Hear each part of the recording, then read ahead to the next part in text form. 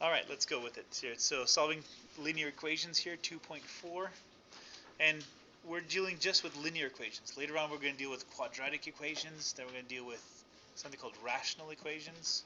So this is sort of the first step that we're going to do. So let's go for it here. So addition property we know, multiplication property we know. The only thing that we should do before that is simplify each side as much as you can. So once you simplify each side, then we can move across here. So let's go for it. And again, think you know enough to maybe even be ahead of me at this point. If you understood 2-1, 2-2, and 2-3, you're good to go. So simplifying each side separately. So this one I see I need to multiply by 2 over here. So I'm going to distribute the 2. How about a 2x? Distribute the 2 over here. How about an 8?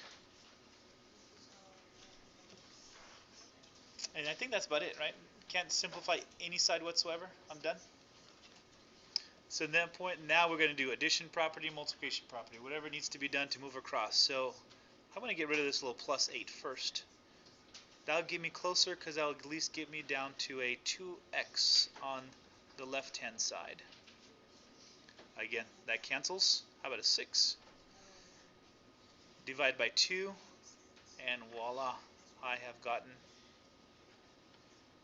that all by itself. Good, good.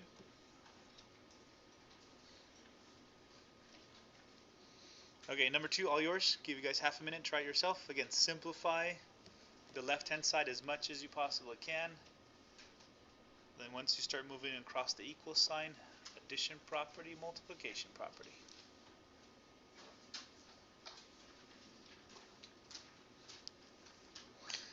And these ones are pretty good setup here. They start off very simple and they kind of work their way up to more and more complicated ones here. So distribute the 3, I got a 3x. Distributing the 3 again, I got a 15 plus 6. And I got to simplify still. Negative 15 and 6.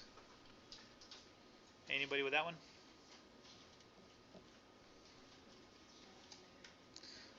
And 9.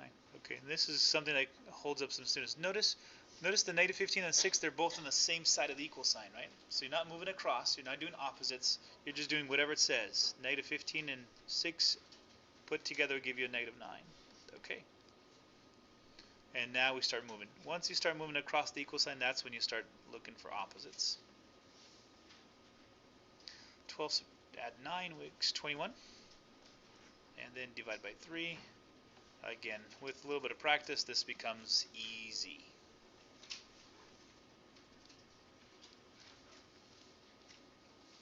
All right, again, ask any questions if you like. Oof, now I gotta simplify both sides. So all yours. Half a minute, try it yourself first. Simplify each of the sides. Once you get down to the end, you can't simplify anymore, then that's when you start moving across.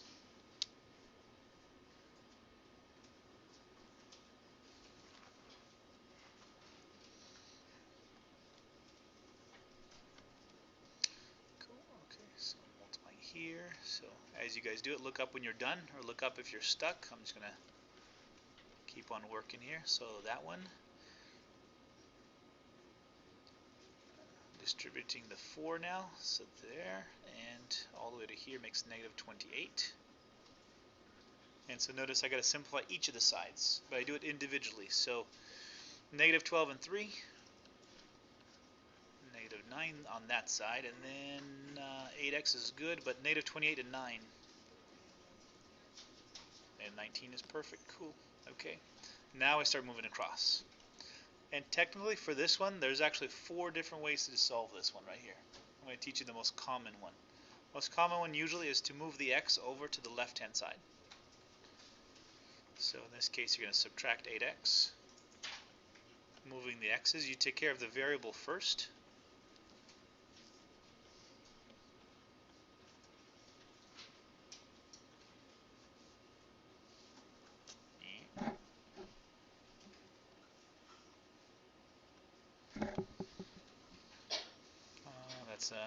And also notice, once you guys notice something, notice this was subtract 19. Now it becomes a negative 19. Again, the symbol changes a little bit here just to keep with the number. All right, now we start addition property. That's gone. Negative 2x is equal to, I think a negative 10, is that right? Because one's positive, one's negative, we subtract from each other. And if it's negative, that's okay. I can still divide through by negative 2. And eventually, off to the side here, I got x is equal to a 5.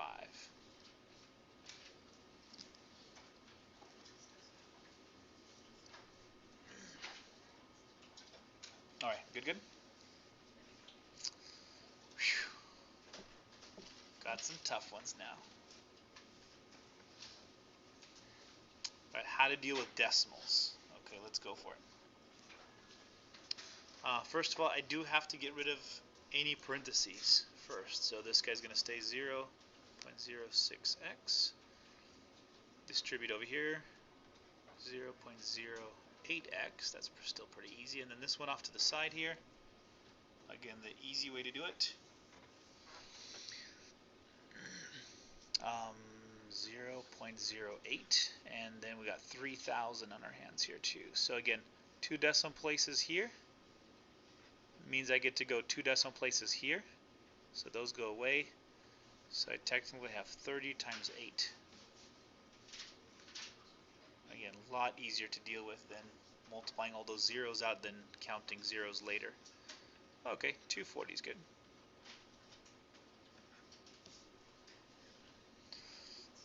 Alright, from here, you can get rid of decimals, but if you do, you're going to get these numbers to be huge. So let's keep the decimals here. Let's just kind of combine like terms. So 0.06 plus 0.08.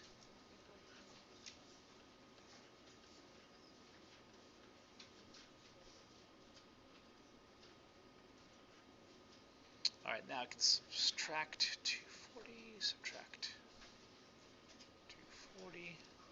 That's gone. Alright, and then students usually, let me just finish this off first. Anybody 520 subtract 240? 180? 280.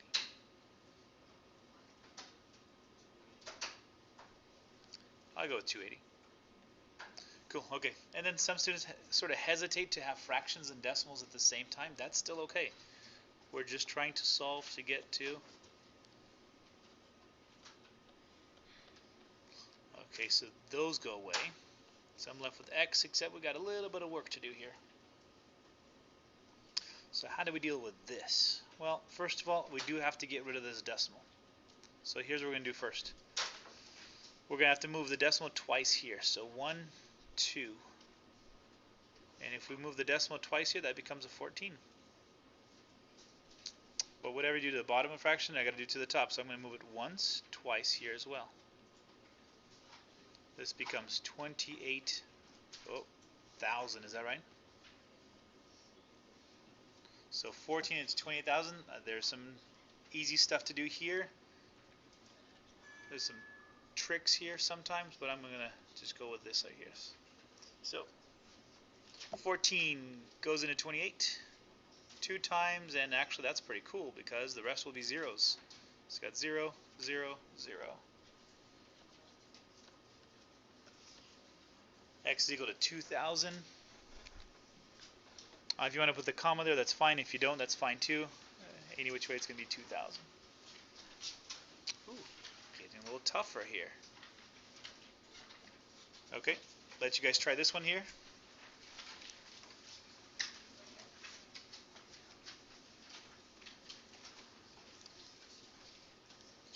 And the trick, oh, not a trick, but just to make sure you know that when you multiply this in, make sure that you multiply as a negative 4 each time. That's sort of what's it testing.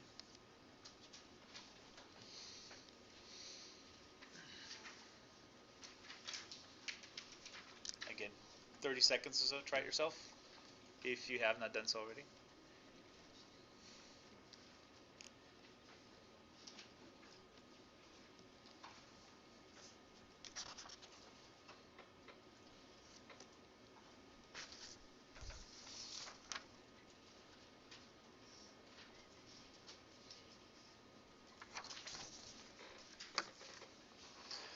Alright, Alright, let me try it as well here. Again, order of operations, because we're working just on this left-hand side. You can't subtract the 4 from the 8, because that would be subtraction. With this one here, there's still a multiplication property that needs to be dealt with. So, got to multiply in first. The 8 just stands off to the side. So, negative 4 times 2y makes a negative 8y. Negative 4 times a positive 3 makes a negative 12. And simplifying. So I want to take care of the variable first. I'm going to move this out in front, negative 8y. But I got a 12 and a negative, 8 and a negative 12. So notice it is a subtraction 12, but I just treat it as a negative. Cool. Alright, I think from here we're good. Add 4 to both sides. That cancels. 32. Divide through by a negative 8. And positive divided by a negative is a negative. 32 divided by 8 is a 4. Good to go there.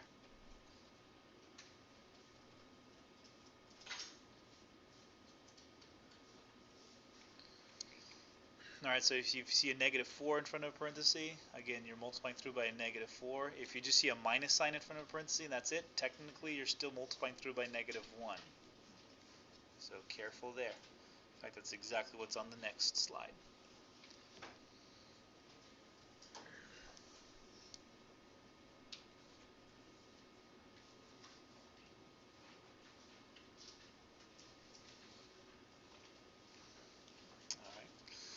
So right about, again, letting you guys try it first here. Go for it. If you think you got it, try it. You're staying ahead of me. That's a great thing. Right, if you just want to wait for me, that's good too. And if you're done, just waiting for me. Alright, whole bunch of parentheses here. Okay, first of all, I see a 4. And again, look up if you are stuck, or look up if you're done. 8x multiplying through here would make a minus 12. Okay, here it is right here. Technically we're multiplying through a negative 1 into here. That'd be a negative 3x. Multiplying a negative into there will make a negative 4. 7 is good, but again, there's a minus sign again. Okay, think of it as a negative 1 being multiplied in, and a negative 1 multiplied into there. So finally there's my 4x. Whew. I gotta simplify each side. Okay, looks like the x's need to be put together. So 8 and negative 3. X. That's when I make a little squiggly line so that it's a little different here. So negative 12 and negative 4. Ooh, they're both negative. So add up the numbers, put the negative sign. 4x is good right here. And 7 subtract 3, that's easy. That's 4. We learned that like in first grade, I think. Maybe. Okay, subtract 4x from both sides. Ooh, I like this when it just becomes an x. Add 16, add 16. And voila, are we good? I think we're good.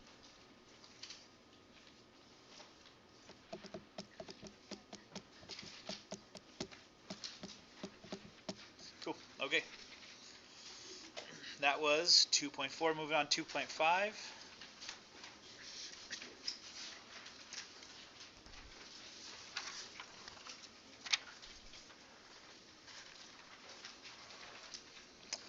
One little formula that they're starting to give you, which is this one right here. And as we go through this, we'll get more and more formulas as we go.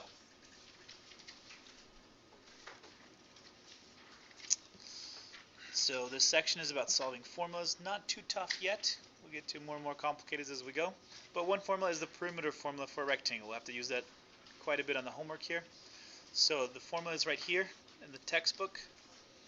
P stands for perimeter, and you guys know this here is equal to 2L plus 2W.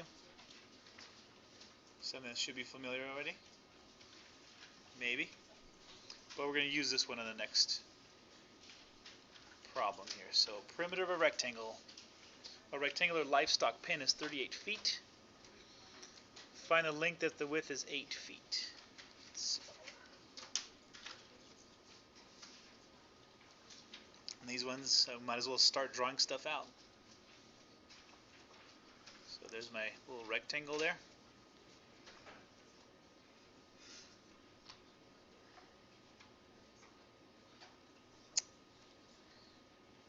If you guys remember, huh? Oh, sorry. I was gonna just let's see. If you guys remember, let's see, the last election. If you guys voted, there was one weird question on there. It said if we should allow chickens to run free. Chickens to run free. It was called free-range chickens, and it was this thing about how much space does a chicken need. And during the election cycle, it was weird because you had all these people commenting on this, like, well, chickens need at least 4 square feet of space to run around in, or 8. So there's this whole debate about what is free-range chicken. What does it mean to chickens run around? Is it 4 square feet? Is it 10 square feet? So this whole entire thing about. And so if you have 100 chickens, you have to have at least 100 times that amount per chicken. It was interesting. But it talked about a rectangular livestock living space. At least square feet, or I think it was all square feet, right? And kind of cool. It had math involved in it. That was the cool thing about it. Okay, so the perimeter rectangle livestock pen is. And whenever you talk about perimeter area, we normally, if we write stuff, we write the perimeter area inside the rectangle. But remember, perimeter is just the fence around. How much fence do you need to enclose that space? So find the length, we got to get this guy if the width is 8. So we know this guy. There it is. Okay. For this one, we actually didn't really need the diagram. We actually more needed the formula for it. So there it is, 2L plus 2W. And so as we plug in values here, that goes to 38. 2L, I don't know what that is, but I know the W is to be 8, so I can plug that in for the 8.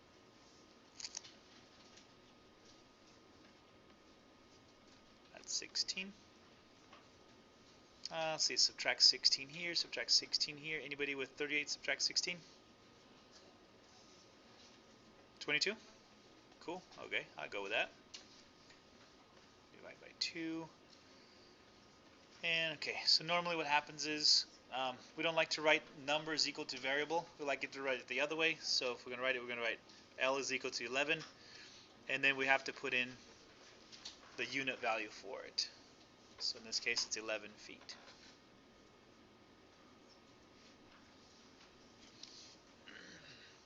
Okay, but most of the time what we do in math is we plug in values for stuff. I have 2 engineer friends in Fresno. And of course, they went through higher mathematics. They went through all the calculus sequence, blah, blah, blah. But they tell me, you know what we do? We have a big textbook that has a whole bunch of different formulas. And they're all defined by like volume, area, pressure, different metals, heaviness of different metals, right? And they go, you know what we do? We flip to that, we open it up, and we have a formula, and we plug in like this. That's all we do. We plug in values into formulas, and we figure out what we need from it. That's it. Of course, you got to know what those formulas mean. But x is equal to 5, we want to know what y would be. So as we plug in, let's see, 3 times 5 this time, plus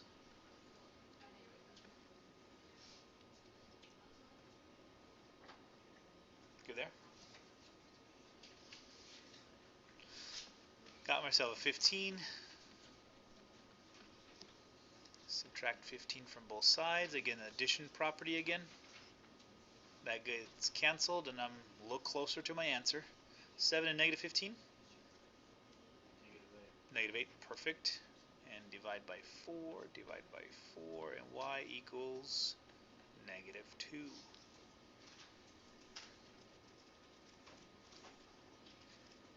And again, as an engineer, if you're looking at weight of a metal, maybe this would give you the formula of the length of the metal.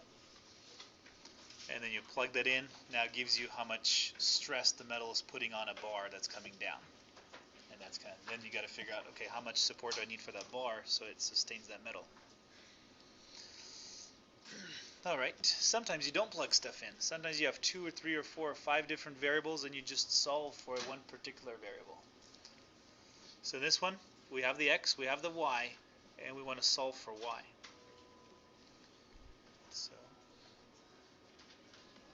So first thing first, I want to get at least the 3y by itself. So I'm going to subtract 4x. That's kind of weird though. We're going to subtract numbers with variables, and that's still okay. I just move it. This is still addition property. I get to cancel off the 4x's. I get to have a 3y equal to. The only problem here, these guys don't go together. Because one has an x, one doesn't, they're not like terms. So I can't just add them up and put 8x, because the 12 doesn't have an x. So we write them separately. Normally what we do is we write the ones with variables first, and our constant terms afterwards. Now if you wrote down 12 subtract 4x, technically that's still okay. But what we want to do here is divide by 3 here, and divide by 3 on this side. Alright, and for our purposes here in this class, this is good enough.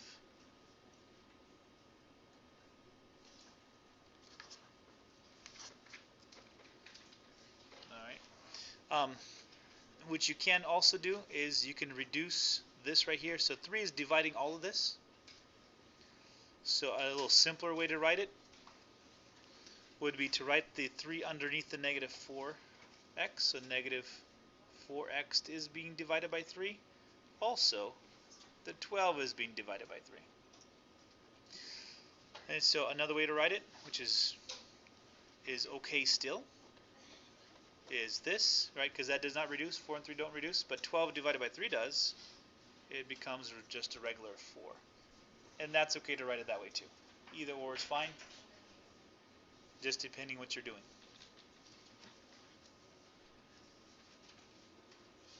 Alright, let's keep on going. Now the fun stuff begins.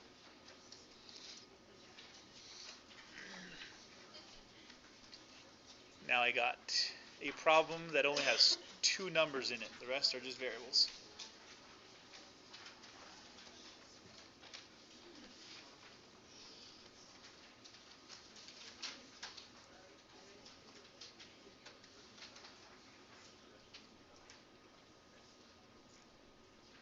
Cool. Alright, let's go for it here. We're going to solve for h. So I look for h. H is right there. So here's my problem. I need h all by itself. So I'm going to do first, since there's nothing to simplify, I'm going to get rid of so that at least this term right here is by itself. So at least I have 2, this is pi, 2 pi rh is by itself. So in this case what I got to do is I got to subtract this guy. Subtract here, subtract this guy over here. And again, they don't go together, no like terms, so I'm going to write it as a is equal to, oh sorry, just kidding, back up, minus sign, a subtract pi r squared is equal to 2 pi rh. I'm going to slow down this one here because I know this one sort of makes students nervous. What is this formula to? It's actually a formula for a surface area. Let's see, surface area of a cone. So here's my cone, like this. Actually, should I do it like this? I should do it like this. More reminds me of an ice cream cone. And so it's the surface area first on top right here. How much area is here, and then how much area is all the way around the surface of that. Important stuff sometimes, if you're an engineer. Okay, so this we got to do here. We're going to divide everything that's multiplying h. So careful, don't divide by h. Just whatever's multiplying. So the 2 is the multiplier, pi was the multiplier, r was the multiplier. There it is. Now again, the 2's become a 1. That cancels, and there it is.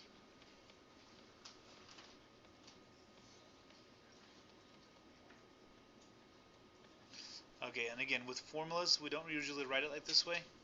We'll put the h on this side, and the formula itself goes on the right-hand side. And there it is. So if you're trying to figure out the height of the cone, that's what you do. So next time you have an ice cream cone, you can do that. And why didn't it cancel out on the other side? why did it cancel out? Like the pi's cancel out? Yeah. Yep. Let's do it. Question comes up. How come you can't cancel the pi and the r? Because of this right here. Let's see. 3. Let me give it a little example here. 3 subtract 2 divide by 2. Because from pre-algebra, because algebra is based upon pre-algebra, notice you just can't cancel off these guys. Right? You got to do the work here first. So that becomes a 1/2. That's why. So unless this had a pi over here, and we'll get to that. If you have two things that are the same, then you can start canceling. We'll get to that when we get to factoring. Okay, next one, a little more difficult, but something you've seen before as a process. If you have two fractions that are equal to each other, I think you remember this in something called cross multiply. Remember that? You cross multiply two fractions here, so we're going to multiply this way and multiply this way. So now it's going to be 5 times y minus 3 on one side, and it will be, technically it's x times 4, but I'm going to go x or 4x on this side. Alright, solve for y. Give you guys a little bit of time. I think you guys can finish this off by yourself. Go for it. Can you solve for y?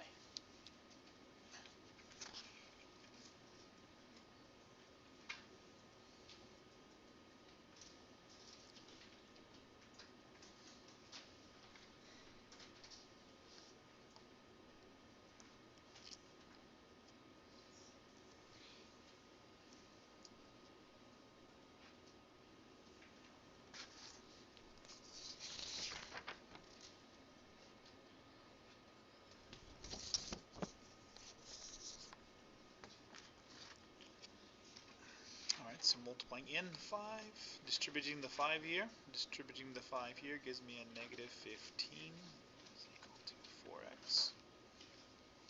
Let's see, adding 15, because I'm going to at least try to get the 5y by itself.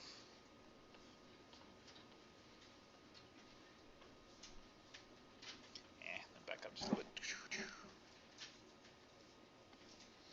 Equal to 4x plus 15. And again, divide by 5. You can write it like this. Let me just check what the book prefers, actually. They do like the other way. Okay, so let's divide the 5 on the 4x, and then we will divide the 15 by 5 as well. And the final answer the book likes to have is them separated and simplified. So how about a 3 right there?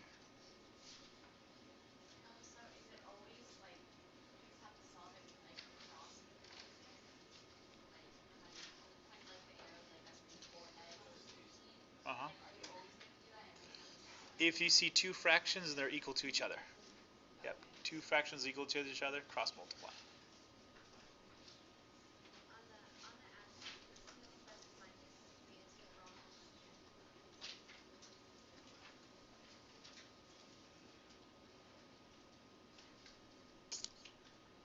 Answer sheet is wrong. You got it. Yep. So on the answer sheet it says 4x over 5 minus 3. Okay, so it should be 4x over 5 plus 3. Cool. Okay. Alright, we're going to do some other stuff here. So first of all is something called supplementary complementary angles, and we do it by algebra. So this over here, x plus y equals 90. Let me actually write a little bit on this board here as well. So if I have x plus y, remember these guys are complementary angles, right? Two angles that add up to 90. But we want to give a formula. What we want to do is we want to have a formula. Algebra formula gives me the complement. So all we do is we subtract x from one side, subtract x from the other. And we get ourselves y minus, in this case, they put the 90 first. So it's going to be y is equal to 90 subtract x. So this tends to be the algebra formula for complementary angles. If we do supplementary angles, we do the same here. X plus y equals 180. And if we subtract x from both sides, let me write it down here. Formula would be y is equal to 180 subtract x. Are we good there? And let me box this as well, so we know that's... Alright, why do we do that? Because it shortens our steps. So if I say what's the complementary angle to 55.2 degrees, well, I don't have to plug it into here anymore and then subtract 55.2 from 90. Jump to this one here. So when it says find the complement and supplement of 35 degrees, I got a formula for it. For the complement, I'm just going to use this formula. That's going to be 90 subtract 35, and anybody with an answer? 55.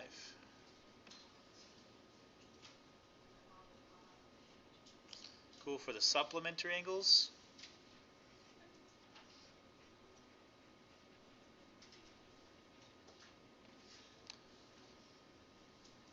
should have put supplement, huh? So supplementary. Alright, we'll do that.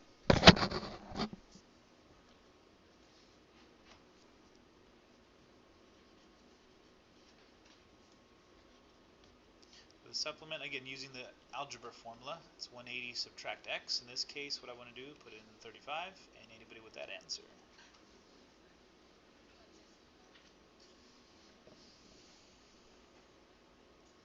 145, I think, maybe, yeah? Okay, cool. Alright, 145. Da, da, da. Okay, so those are the supplementary complementary angles, and then let's go on to percents. That's the other part. Some basic fractions that you should know. And anybody know what page number this is on? Cool, 126. So these are fractions, yes, you guys should know. Page 126, if you want to write them down, a half, same thing as 0.5, which is same thing as 50%. Those ones you should know. Let's see, 1/4 is really technically a quarter, so 0.25, which is 25%. Again, page 126, maybe just jot it down so you sort of have it with you.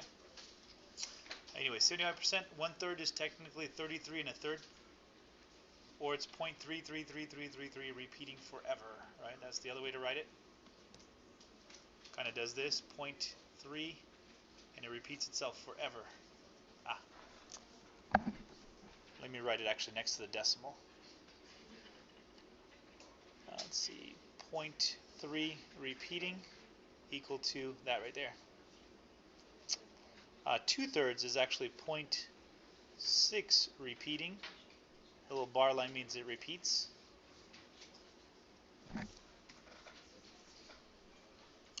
Anyways, 1/5 is 0.2, 2/5 is 0.4. That's the normals we know right away. But what we really want to do is we want to think about algebra, the algebra formula. So there's about 5 different ways to do these next problems. Since they're making you practice plugging into equations, that's kind of what they're making you practice. Cool, so it's one set way so that you're practicing plugging into formulas. So it says, what number is 40% of 70? And the formula that they sort of want you to use is this formula right here. It's A is P times B. There's also something called is over of equals x over percent or something like that, right? Percent over 100. There's some other stuff. Again, 5 different ways to do this problem. The book wants you to do this way, getting you used to plugging in stuff. So if you read this, it reads it just like this. So read it, it says A is, let me actually even write it here, A is P percent of B. That's the way you would actually read this. And so when you get to the what statement right here, that's when you plug in the variable. So it says what number. Since I don't know the number, I'm going to just plug in the A there. Is, there's my equal sign. Now, P percent, that also is going to come in, but it's going to come in as a decimal. So we're going to bring it in as a 0.40. And since you're multiplying the P and the B, how about we do something like that?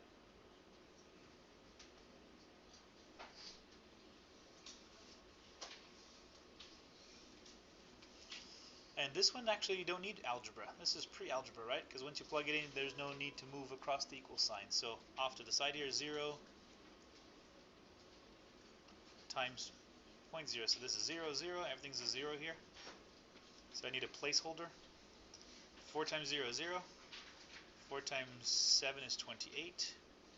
And looks like 2 decimal places here. Therefore, 2 decimal places here, and I got A is equal to 28. So if I have 70, I'm taking 40% of that. That'll be 28. So if a shirt costs $70, 20% off, I should take off or subtract 28 bucks from 70.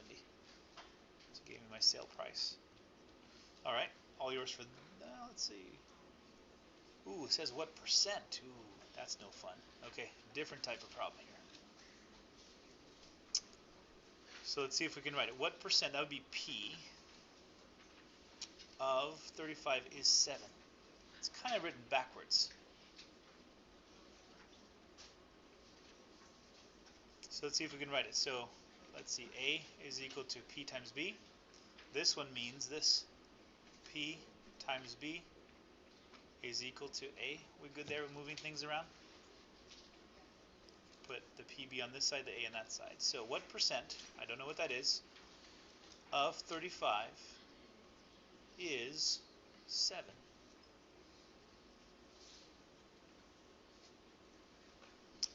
Alright, if I multiply the P and the 35 together, I get 35P is equal to 7. Looks like I'm dividing through by 35, dividing through by 35. P equals, the only thing is, I can't really make this into, I guess I can. Divide by 7, is that right? 1/5. That work? Okay, so from 2 slides ago, if you remember, 1/5 is what decimal or what percent? 20%, cool. If you don't, let's do it the long way, just real quick here. The long way would be long division. That's what it's called, the long way. So 5 is dividing into 1 right here. So I'm going to put this here. So that's a 0. That's a 0. 1 comes down, the decimal goes up. But 5 goes into 10 twice. And I am good to go. One thing is this is a decimal. We want a percent. So we take 0.2, and you guys know this here. Changing decimals into percent, we move it twice over, and we get ourselves 20%. Good. A little bit quick. Some pre-algebra there. Hopefully you kept up with that.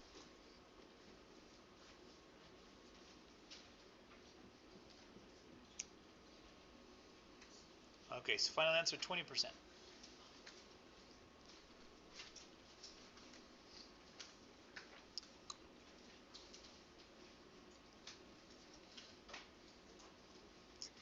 Okay, this is the third type of problem. Glad they're kind of showing you different types here. But let's see, forward or backwards? 36 is 80% of what number? To me that kind of looks like this, right?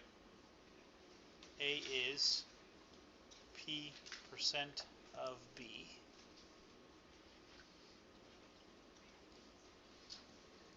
Alright, so we got, let's see, now we know the A value. 80 comes in as a decimal, so careful here, this is just 0.80. Then it says times number, so in this case we got ourselves a B this time. Now the book always changes this to an X. If you like to just change it to X, that's fine. I'd rather do it this way just to show you different variables here. So you're solving for different variables, not sort of scared to put in decimals here. Okay, I want to solve for B. So I think I'm going to do this here. Divide by this. Divide by this. Would that get B by itself? Yeah, sure would. So this right here equal to B. I really don't like it this way. Again, variables, if we solve for, I like it to this side.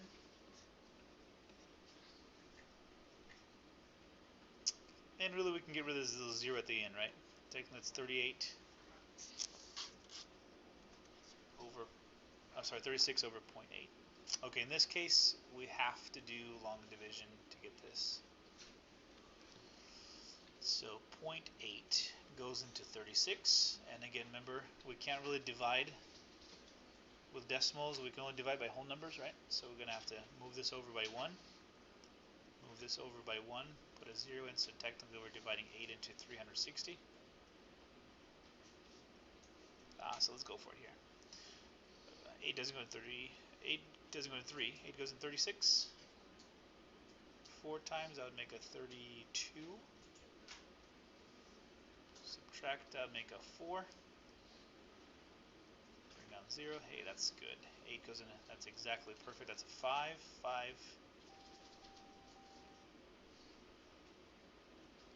Perfect, okay, B, final answer, B is equal to 45, we're good there.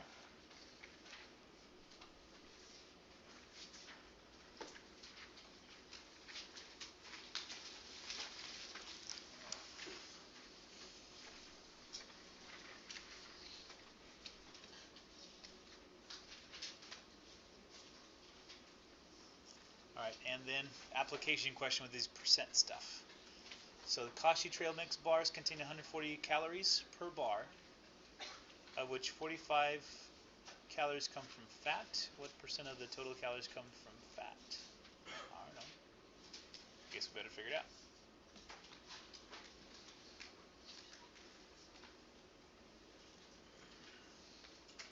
So again, sort of setting it up here. A is equal to B times B. So we're looking for percent. I know P is going to be the percent, so P is going to be our variable. So now the only question is A, is that the 45 or the 140? And B, is that the 140 or the 45? That's what we've got to figure out. So reading it again here, let's see what percent. Kashi trail mix contain 140 calories per bar, of which 45 calories comes from fat. What percent of total calories comes from fat? So are we saying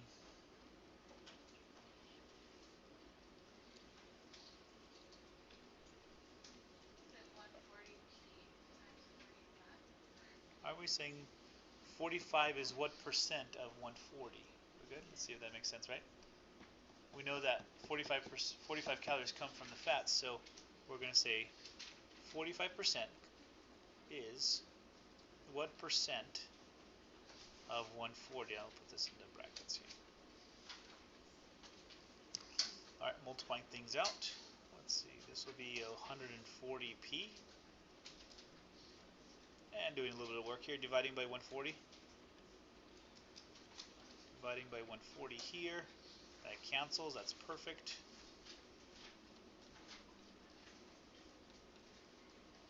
Switching things around, P is equal to 145 over 140. And let's see what happens here. I don't want to be a long division of this, no way. But I think I can reduce this, right? See, what number goes both into 45 and 140? 5 is good, yep. So that gets me a 9 over. Anybody got 140 divided by 5?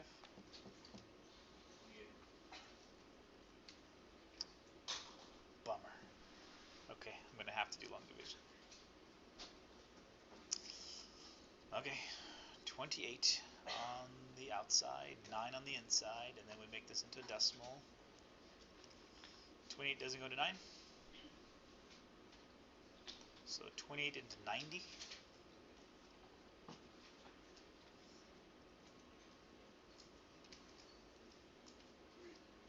Three's good, okay. Go with 3.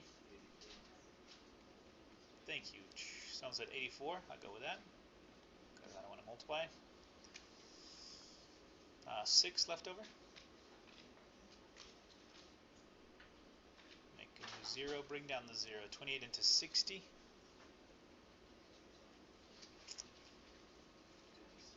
Two times make 56. That makes 4. Well, I got a 6 here, and I got a 4. So let's go maybe one more down. Oh, sorry, 0.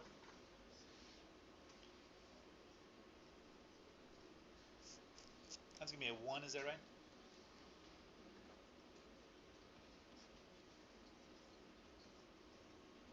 2. Comes a 12. I'm going to go on forever here. Let's stop here. I really need to go 3 decimal places here, because when I make an approximation, probably want to I want to know at least what percent. So in this case, changing this to a percent gives me 32.1%, which then I can round off and say that's about 32%.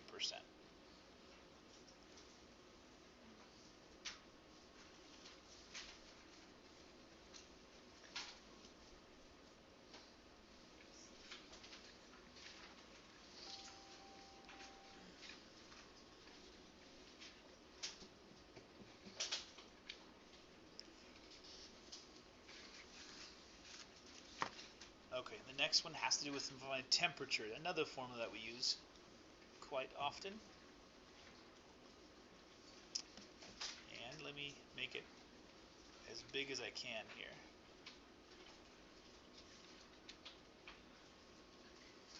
That'll work. Alright, don't need to do table 1, but table 2 is the one you want to do. Right here, if you're trying to convert between the two, converting from Fahrenheit to Celsius, we need this one. Converting from Celsius to Fahrenheit, we need this one. Did we talk about temperature before yet in the class or no? No. America is the only country on Earth that uses Fahrenheit. And I think because just we're rebels at heart, that's why. Because I actually want to see the history behind why we did it. I'm almost so sure we did it to get away from the unit measurement from England. And it was a way to make people think sort of American as opposed to English. And so we use Fahrenheit as no relation to anything, because water freezes at 32 degrees Fahrenheit. That has no clue to anything. Water boils at 212, has no clue to anything. Because when the Celsius system was made, it was actually made in terms of water. So Celsius, water freezes at 0. Very important for farmers around here, because that means they need to do some stuff that morning about some stuff. And then water boils at 100 degrees Celsius, so it's based upon water. So you got one endpoint, one in the other, and then you scale everything else according to that. There's in chemistry, since we got to the atomic age, we know how to deal with atoms.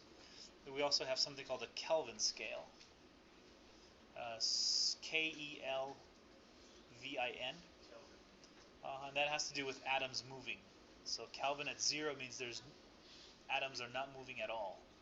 Because even if you're at water freezing, the atoms are still moving. They're just moving very, very, very slowly.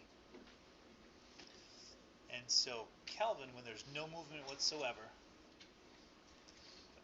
no time, I think it's actually negative 453 or 57 degrees Celsius, which means nothing is living at that point.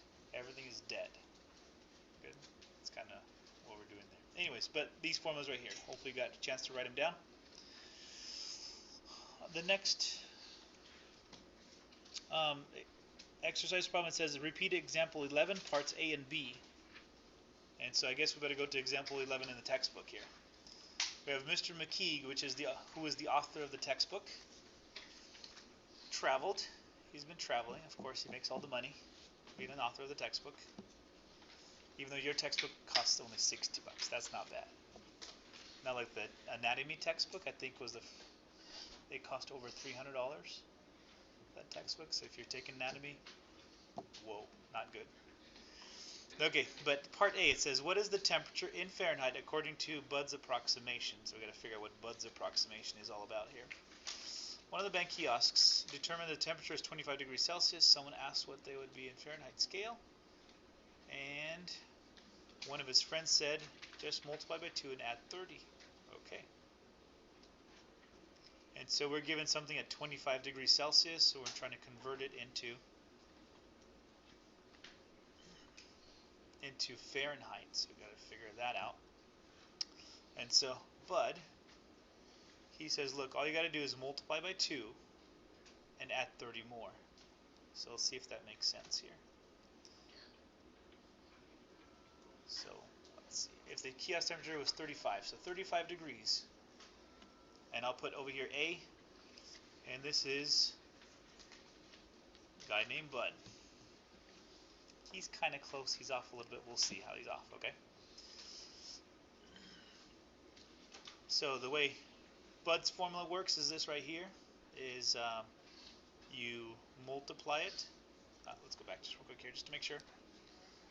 You multiply by 2 and add 30. So let's go with that here.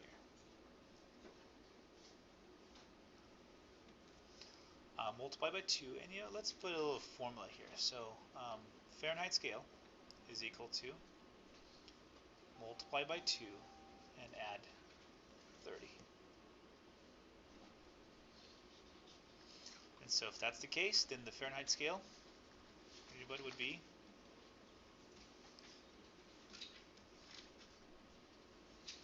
what is that, 70? Is that right? 70 plus 30? Is that 100 degrees Fahrenheit? Hot in there. Is that weird? So if you were to call someone not in America, and you said, you know what, it was 35 degrees outside today, they would say, man, that was hot. Because they're using this scale. Okay, the correct formula. Oops, sorry. This one. What's the actual temperature in Fahrenheit? Well, we do have a formula that gives us exact temperature. That formula is, you guys give it to me here because I already forgot it here. So we want to convert from Fahrenheit to Celsius. Everybody okay with 9? Is that 9 over 5? 9 over 5 is Plus 30. I think it's 32. Okay. So Bud's formula sort of, almost, not quite here. So we'll go with it here. 9 over 5, that's 35 here. Plus 32, got to do a little work here. Put a little 1 here, and then cancel this off. Cancel this, that would be a 7. So how about 63 plus 32? Anybody with that one?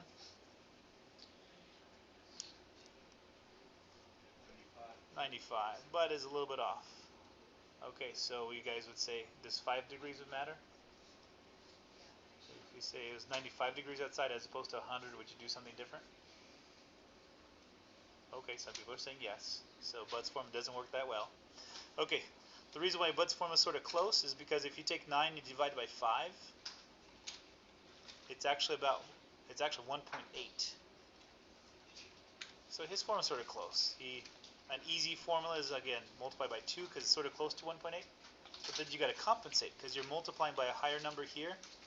So he compensates by only adding 30 as opposed to adding 32. It's good, but not. Nah. But you're wrong. Okay.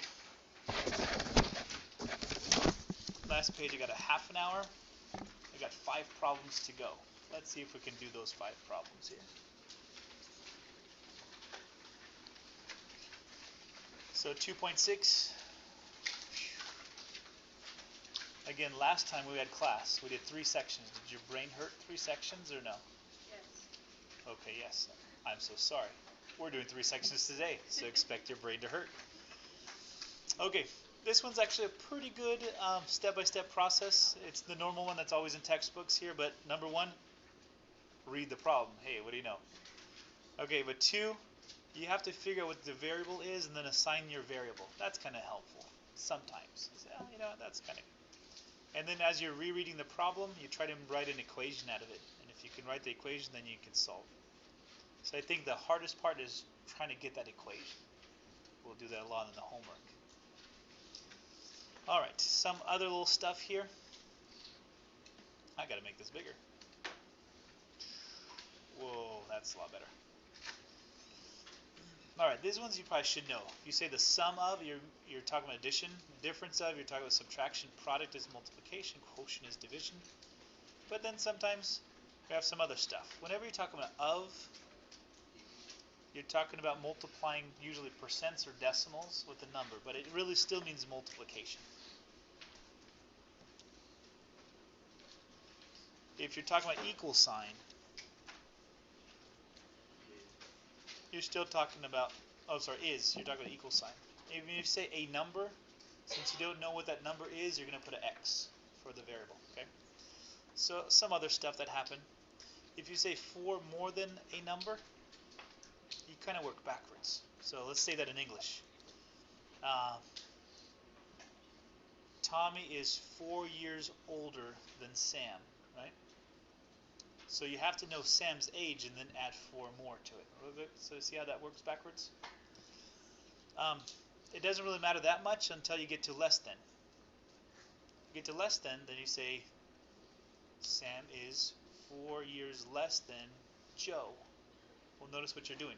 You're going to have to take Joe's age and you subtract 4 from his age. Good. So more than, less than works backwards as you write them in. So kind of careful, we'll have a few of those. Okay, 25 minutes to go and 5 problems. Let's go for it.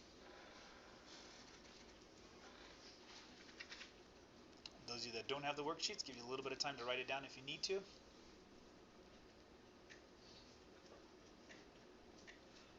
And again, the whole point is just trying to make an equation out of it. To do that, great. Okay, so for these problems, if you want to define your variable, that's fine.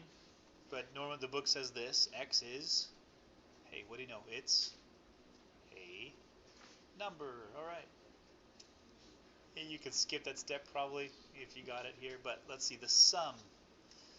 As soon as I see sum, I notice I got a plus sign. And then usually what I like to do, I know it's going to be the sum of 2 things, so I immediately put parentheses in here. It separates it, I'm ready. And then what I do is I always look for my and, because somewhere over here there's an and. There it is. So all the stuff on this side of and goes inside my first parenthesis. So twice a number. Everybody okay with 2x? And anything on this side goes in the other stuff. So 4. Kind of be careful here, because it may say something else here.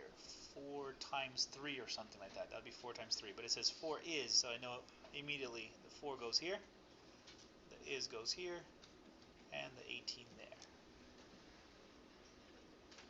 Alright, rewriting it now without parentheses if we can. Yep, we can.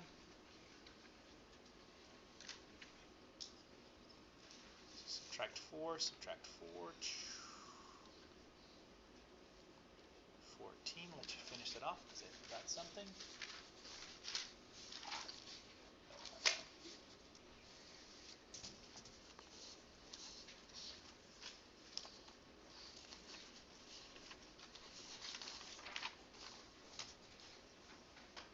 Almost forgot the sign-in sheet.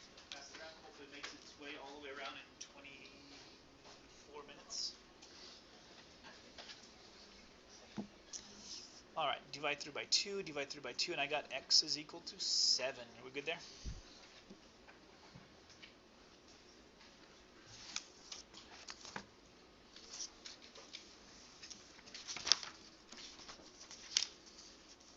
Okay, next one. And again, tell me if you need to go back or not. We'll do that. Okay, next one.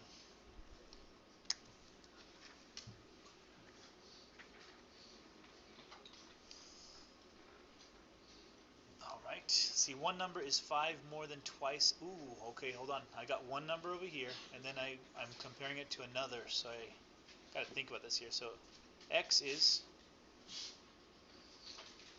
one number or a number, that's fine.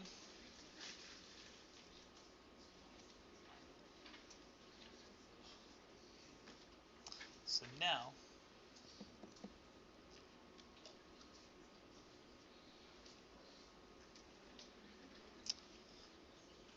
another number. You know, we could probably make a formula for this one.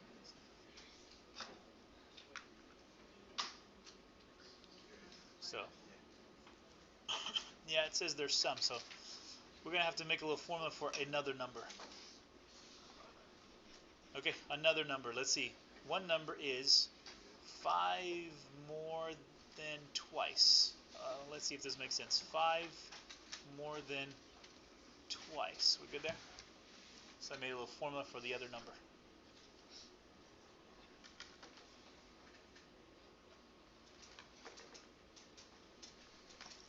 Cool. Okay, once I got that done, and their sum is 29, so I got it now. So one number plus the other number will add up to give me 29. We good? So this one we're defining two different numbers first before we plug it into the equation. The rest is yours to finish up. I have a question. Uh-huh. Where it says 5 more, couldn't it be like 5 plus x in one parenthesis plus 2x? No, Because because right here on the example uh-huh. table, where it says 4 more than x, it's x plus 4. So is it different? Like, No, no. couldn't it be like 5 Yeah, so plus let's x let's do it this way. 2x? I should have maybe just defined it this way. One number is defined as x, and the other number is defined as 5 more than twice the number. That visually a little better there. So you're still adding 5 to the twice more. Okay, good there? Maybe, sometimes. Okay, let me finish it off here. Let's see. That'd be 3x plus 5 is equal to 29.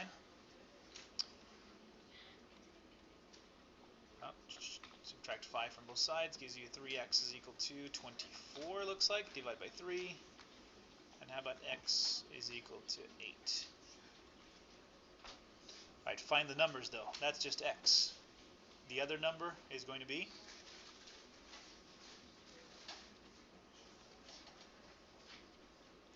will give me 2 times 8 plus 5, or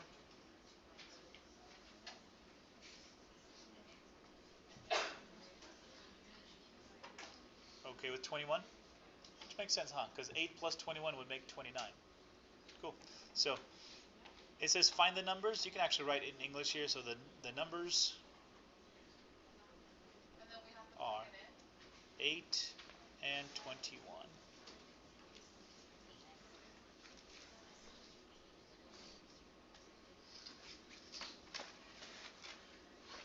Okay, are we good there? Yeah. You go. Work is sometimes more important than school, I understand. Okay. Alright, number 3. We got 4 and 5 and we're done here. So 3 more problems to go here. So Joe is 4 years older than Tim. 10 years ago, Joe was twice as old as Tim and was then. Oh man, I hate these age problems, don't you? Okay, let's go for you.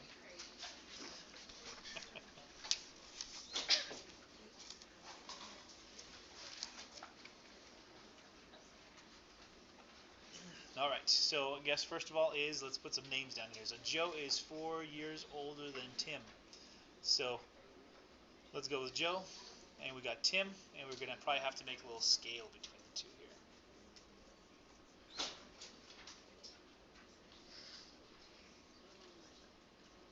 So let's see, Joe is 4 years older than Tim. Who's the youngest?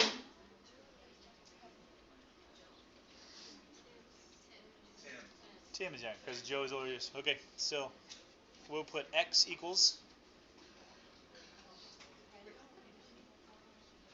how about Tim's age? Are we good? Again, hold off just a little bit here. Just 10 more minutes, we'll be good. So Tim is x, so that means Tim's age would be x. Joe's age would be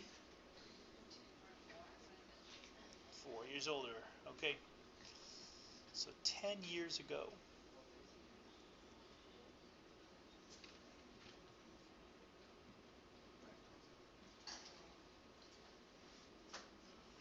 Okay, this is now. I guess I'm going to just try to do it by like the textbook so you guys don't get confused when you look at it.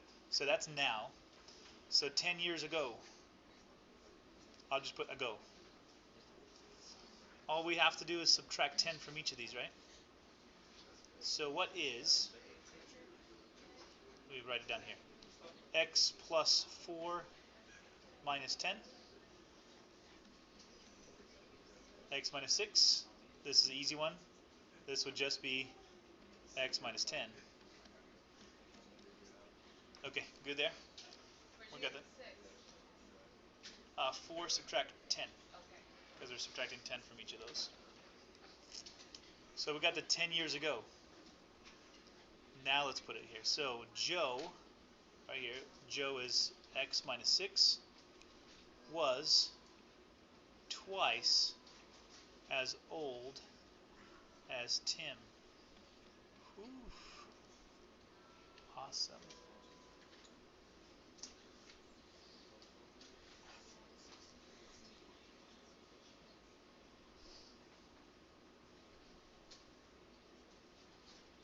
Cool. Alright, from there. So I just want to do it the same way as the book. All yours to finish it off, though.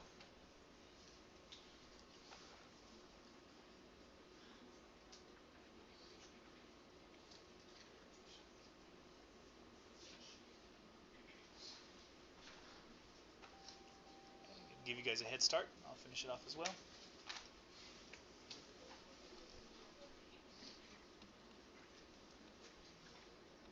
Okay, distributing the 2 here. Distributing the 2 here. Subtract that one. Subtract that one. Negative x minus 6. Sorry, getting a little sloppy here. Let me add 6 to both sides. Let me bring it over here. What do we got here? Negative 14, is that right? And then divide through by a negative 1 to get x by itself. Okay, so go back all the way to what we got. We got Tim's age, and x is Tim's age is right now, is that right? Remember we subtracted 10 earlier. So that means Tim is 14. Joe is, anybody?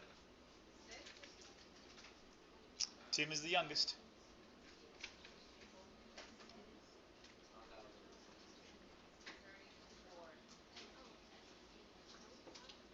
We're going to go all the way back to this right here, the now age, right there.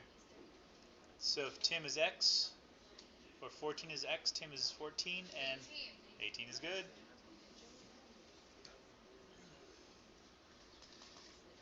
And of course, Tim always asks Joe to drive him everywhere that he wants.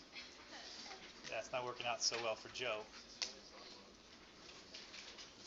Okay, 2 more problems. Let's see if we can stick it out just for a little longer here.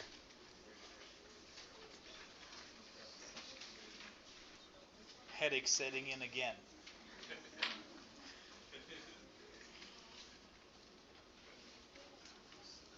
Okay, the length of a rectangle is 2 inches less than twice the width, and the perimeter is 26. Oh boy, I'm drawing something. Drawing.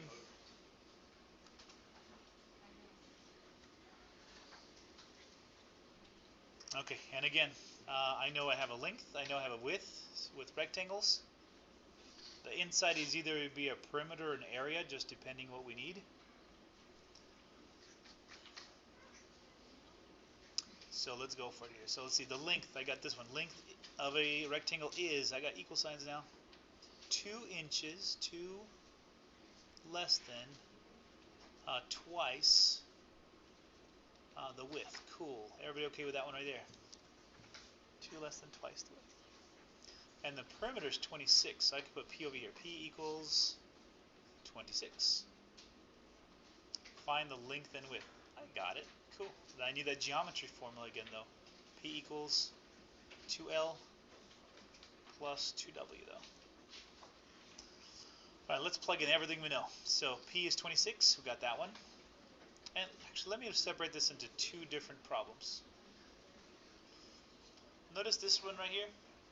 it is one equation, but it actually has two different variables. I got a variable of L, variable of W. Alright, I can't solve this. I can only solve stuff that have the same exact variable. So I have a relationship right here. So I got 26 is equal to 2. Now, got a little problem. This was 2L, I didn't need a parenthesis here. Because I'm going to plug in at two terms now. Now I need this parenthesis. Need a parenthesis because I got to distribute this 2 eventually. Alright, and again, all yours. Try to solve this.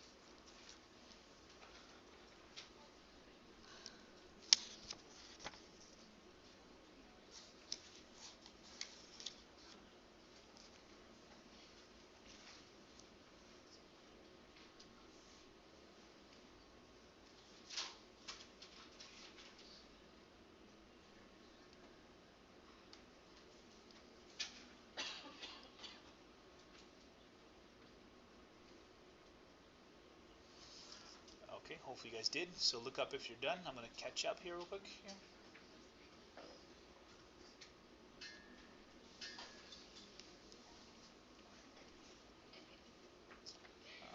6W minus 4. Ooh, notice our variable is on the right hand side. That's still okay. Just keep it there. Let's just get the 6W by itself.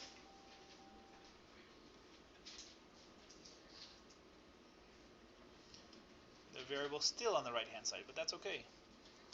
So I got 5 is equal to W. Turning it around.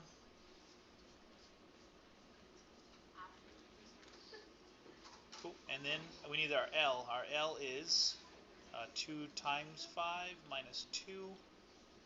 How about 10 subtract 2 is 8. And then in a sentence,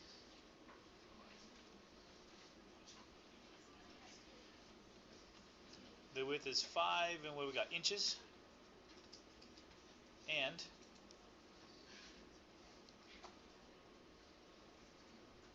the length is 8 inches.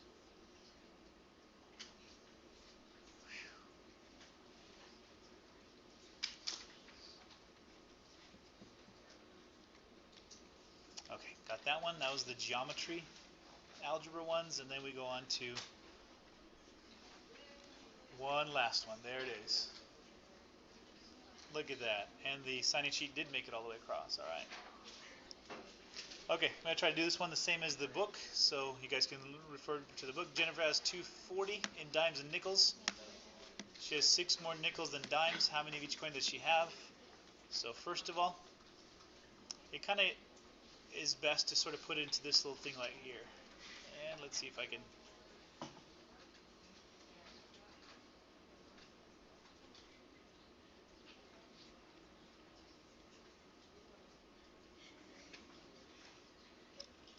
Should I write it?